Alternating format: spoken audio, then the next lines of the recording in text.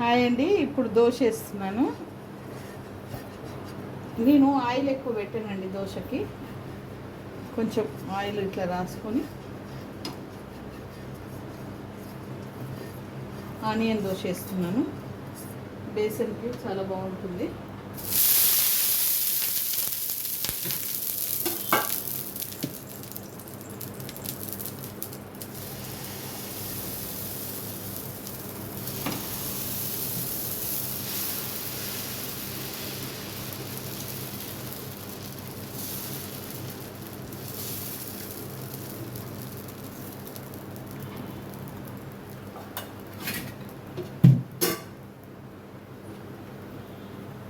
ఇప్పుడు దీంట్లో ఆనియన్ వేస్తున్నాను. సన్నగా చాప్ చేసుకున్నాను ఆనియన్. క్యారెట్ ఉంటే క్యారెట్, ఏది ఉంటే అది వేసుకోవచ్చు. Beetroot, carrot.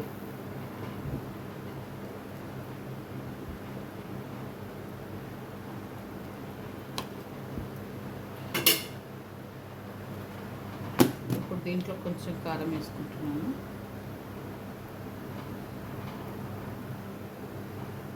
సిమ్లో పెట్టుకొని కాల్చుకోవాలి మంచిగా. ధనియాల పొడి కొంచెం స్ప్రింకిల్ చేస్తున్నాను ఇట్లా. సాల్ట్ అవసరం లేదు, ఎందుకంటే ఆల్రెడీ సాల్ట్ ఉంటుంది కాబట్టి సాల్ట్ వేస్తలేను నేను.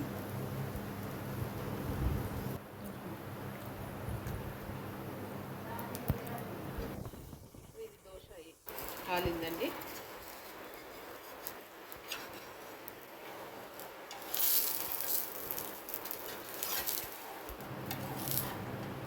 సెకండ్ వైపు కాల్చుకోవాల్సిన అవసరం లేదు, ఇలాగే వేసుకుంటే బాగుంటుంది దోశ.